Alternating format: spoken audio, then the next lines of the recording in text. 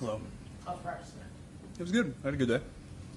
What's the, I feel like every week we ask you about Central Disease, but how would you say it is going into Sunday? As high as it can be. You feel like, this is a game y'all have, is this as close to a must-win game as you're going to get without it being? This is a must-win game. Yeah. What makes you say that? We're 3-5. You go to 3-6. Then you got to basically win out to get in. So urgency is very high every week from here on out. Joe, the home crowds have been great. I'm sure it eats at you that you guys have not been able to win at home. What have you thought of the atmosphere, and how big of a motivator is that this week? Yeah, it's been great. I think the crowd's been loud in the right spots. It's a smart crowd. They know when to be quiet, when to get loud. Obviously, like to get a win in front of them. We always appreciate their support. They always show out in the big games and come out and support every single week. So we got to go out and put on a show, do what we need to do, get a win at home. When you say it's a must-win, the urgency's high, how does that manifest itself as y'all get ready for a game? When you say the urgency's like as high as it can be, how does that manifest itself in the way you guys prep?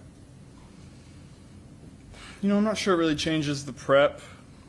We're going to prep like that every week, no matter what. But it changes how you feel throughout the week. Your energy levels are raised a little bit. You're more dialed in on the game plan, trying to find any way that you can get an edge for Sunday with scheme, with players, with your technique, with your eyes, what you can see on tape. It's just a mindset. Joe, this is probably a unique question. How do you balance the feelings of this shouldn't be who we are right now versus trying to get this team to where it needs to be? How do you balance that? I don't think you do. I think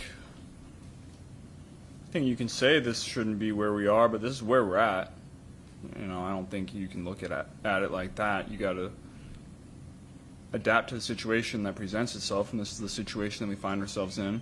We know what we have to do going forward, and we're going to attack that challenge to the best of our ability. I'm going to try to give ourselves the best chance to win with my play, and try to continue to be as consistent as I can, and try to find a win. Joe, 17-play drive for a touchdown is rare at any level. I don't know off the top of your head, how many 17-play drives or more have you had? How unusual, how rare is that drive? Yeah, that's rare. I don't often look at how many plays a drive is. I try to just treat it play by play. What's my job every single play? What do I need to do to have the best outcome possible on that play within my control? When you're out there, you don't even really realize that it's that many plays. You're just out there executing. What's your challenge for Jermaine Burton from this point forward, Joe? Yeah, take the next step. He played great last week. That was awesome to see. His demeanor has been great. He wants to get better. He wants to improve. It's exciting to see him be a part of. I think he take the next step with his knowledge of the game plan, his knowledge of the defense, his knowledge of the offense, the minute details of each route. I think Jermaine's going to be a really good player. Is it to the point now where you're comfortable with him essentially being out there for most of the game? Yeah, we got to continue to get reps in practice. T has taken all those reps, and so he hasn't had those all season. But the last 2 weeks of practice that he's had and the stuff that he's put on tape warrants more playing time for him. How unique is his skill set to be able to separate like that deep downfield and make the catches that he can make? Yeah, he does the little things within the route to get open like a vet does. You don't have to teach him to separate. He knows how to do that. You have to teach him how to do it within the structure of the offense. And that's the process that every rookie goes through. you know, he's smart enough and willing to learn that he'll get to that point, and he's going to be a really good player. I'm excited to be a part of it. Is there any specific thing he did on Sunday, any specific thing where you said, you know, that kind of caught your eye and you said, yeah, he is on the come? You can just go watch his route tape and see the separation, you know, see the little things that he does that not everybody does to get open against man coverage. You know, the eyes, the suddenness, the hand fighting. You know, he does things that you can't really teach, and so that's exciting for us. Saw you talking to Jermaine in the locker room on Monday. I'm sure you do that with a lot of different players on offense, but how receptive has he been? How mature has he been to accept when you take him aside and try to teach him something? How has that been this season? Yeah, he's been great. He's been great. The conversations that we've had about his limited opportunities have been very positive. I know he's been itching for more opportunities, which, you know, with the guys that we have been tough, but, you know, an opportunity has presented itself for him, and he's taken advantage of it. And so now it's my job, it's his coach's job, and his job as well to continue to find roles for him, find opportunities where we can get him the ball and continue to see what he can do, because I think he's got explosiveness and he's got ability that we need to be able to harness and find a role for. Do you feel extra pressure when the run game is performing like it is, or is it over the past few weeks? As the quarterback, do you feel extra pressure, or how do you view? You know, I'm going to adapt to whatever presents itself. Every game you got to figure out what kind of quarterback you got to be. Is the run game working? Is it not? Is our defense playing great? Are they not? And find out what you need to do from a quarterback perspective to give your team the best chance to win. And so you have to do that every week. I don't feel more pressure when things out of my control don't go our way. You know, I'm just focused on what I can do to stay consistent, keep playing great, and you know, put ourselves in good spots to try to score points and give ourselves the best chance to win. Joe, you talked about up here needing to be perfect, must-win games, urgency a lot this season. Has that made this season harder in terms of that just wearing on you over time a little bit? Does it wear on you more this year than it has in past years? You know, I haven't taken a step back to really think about that. You know, Monday and Tuesday, you kind of reflect on the game from Sunday, but then when you get to Wednesday, you're on to the next game plan and you're back into it. So, you know, you can feel sorry for yourself for a couple hours after a loss. You can celebrate for a couple hours after the win, but then it's on to the next one. And, you know, that's the mindset that I've always operated with, and I think that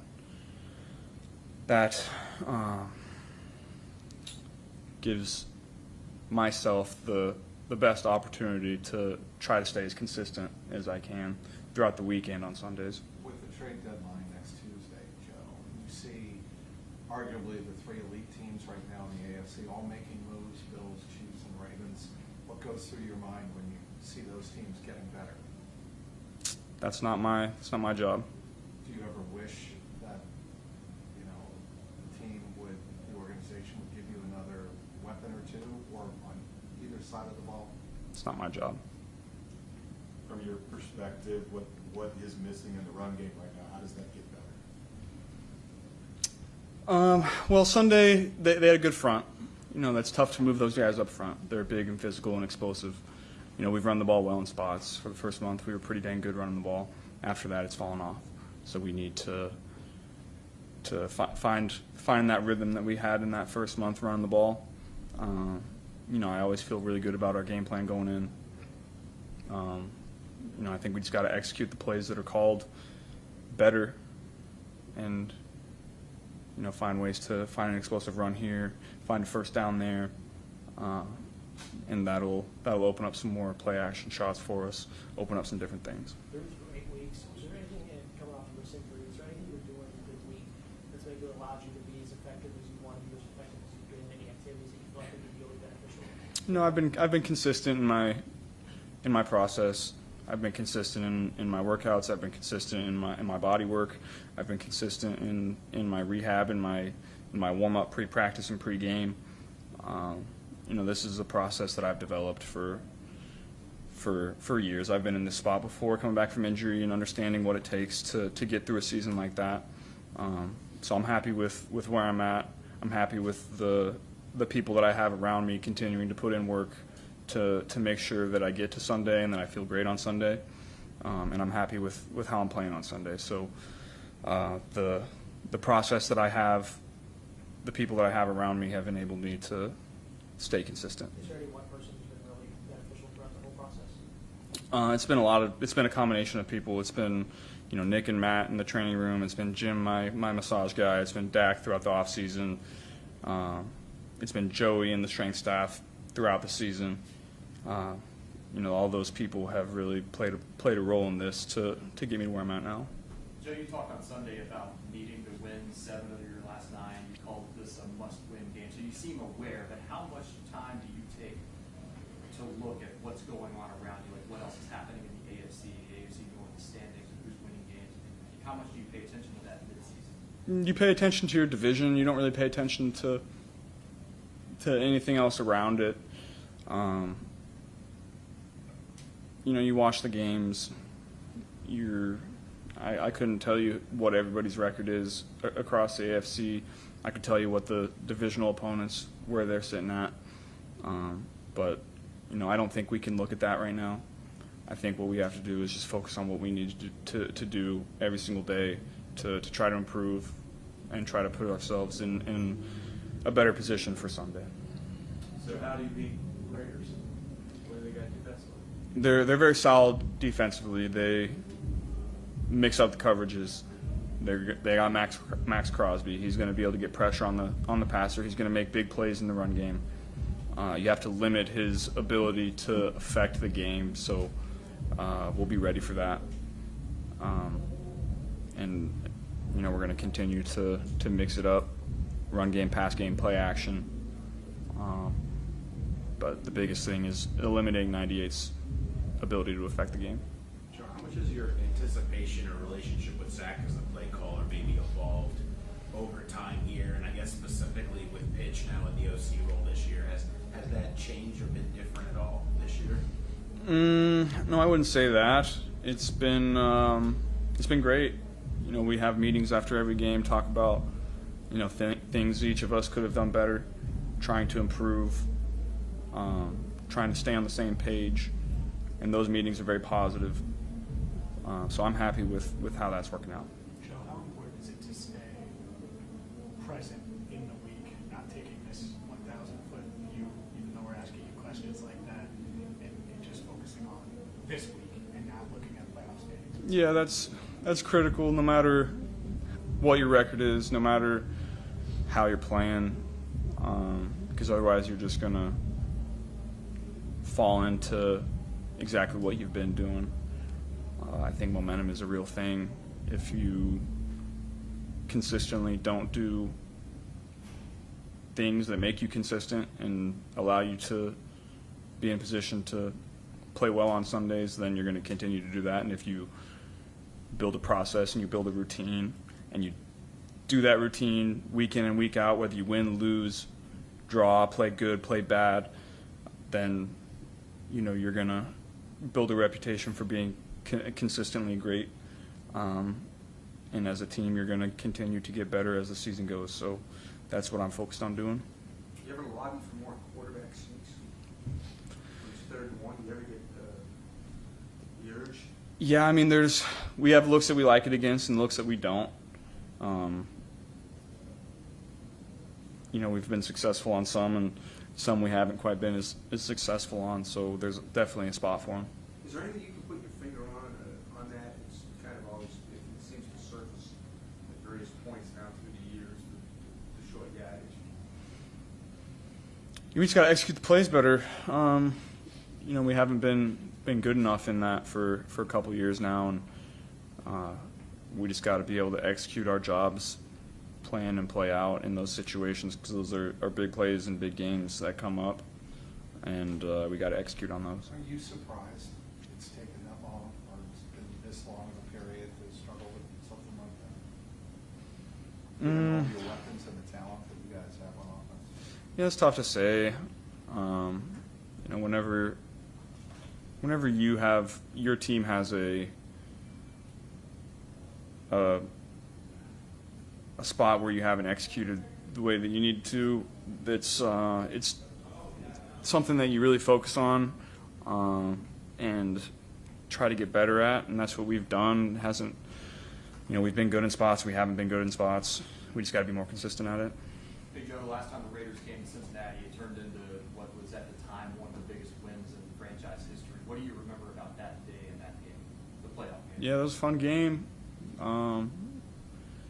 We played well, came out on top. The fans were great that day. That was an exciting atmosphere, fun to be a part of. Fun to be a part of that excitement and energy. I just feel like I want to get back to that moment, get back to our fans believing in that moment and putting ourselves in that position. You big Halloween guy or no? No. Why not? I'm not into celebrating something just to celebrate it, but like what exactly? I don't know exactly what we're celebrating there. Just like dress up to dress up. I don't know. So you're not a big dress up guy? I'm not a big dress up guy. I've always been like anti dress code, like if somebody tells me I got to wear something, I don't want to wear that. That's just always how I've been. Any reason why? Just like, I don't know. I guess I'm a contrarian sometimes. Well, there'll be many kids, there'll probably be many kids dressed up as you. Yeah, that's pretty cool. Any reason the winter hat on a 75-degree day? My hair wasn't looking great, so I threw a hat on. What's your favorite candy? It just depends on my mood. Sometimes I'm in a chocolate mood. Sometimes I'm in a Sour Patch Kid mood. Starburst here and there, orange. Kind of just depends on my mood, I would say. Thanks, guys. Thanks, Joe.